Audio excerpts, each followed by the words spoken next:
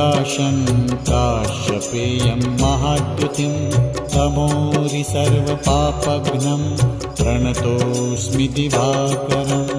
ॐ ह्रां ह्रीं ह्रौं स्वः सूर्याय नमः।